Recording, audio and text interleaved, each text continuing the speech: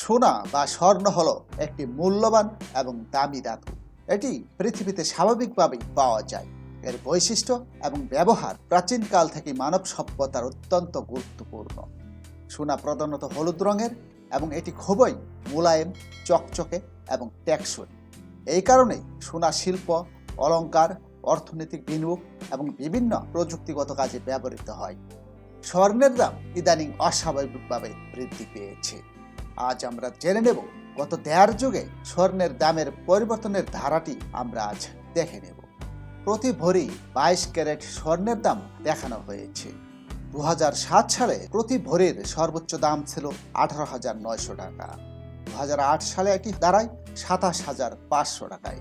2009 সালে সামান্য বেড়ে 28,300 টাকা হয়। 2010 সালে প্রতি ভরি স্বর্ণের দাম বৃদ্ধি পেয়ে 37,200 টাকা হয়। 2011 সালে এটি দাঁড়ায় 49,600 টাকায়। 2012 সালে 58,000 টাকা ছিল সর্বোচ্চ দাম। 2013 সালে অস্বাভাবিকভাবে বৃদ্ধি পেয়েছিল এবং প্রতি ভরি স্বর্ণের দাম দাঁড়ায় 73,100 টাকায়।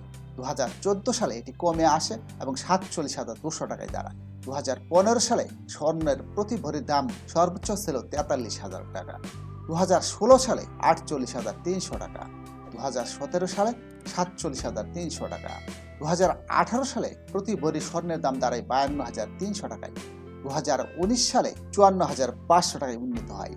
2020 সালে আবার বৃদ্ধি পেয়ে 74,000 টাকায় পৌঁছে যায়। 2021 সালে কমে এসে 58,300 টাকায় দাঁড়ায়।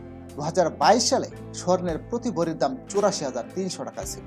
2023 সালে স্বর্ণের দাম লাখ পারিয়ে 1,11,000 টাকায় দাঁড়ায়। 2024 সালে অর্থাৎ বর্তমানে প্রতি ভরি স্বর্ণের দাম 1,42,200 টাকা। স্বর্ণের গ্রাফ থেকে দেখা যায় গত 2 বছরে স্বর্ণের দাম অস্বাভাবিকভাবে বৃদ্ধি পেয়েছে। এর পেছনে ইউক্রেন যুদ্ধের কারণ দেখানো হচ্ছে। পরবর্তীতে স্বর্ণ নিয়ে আমরা আবারও হাজির হব।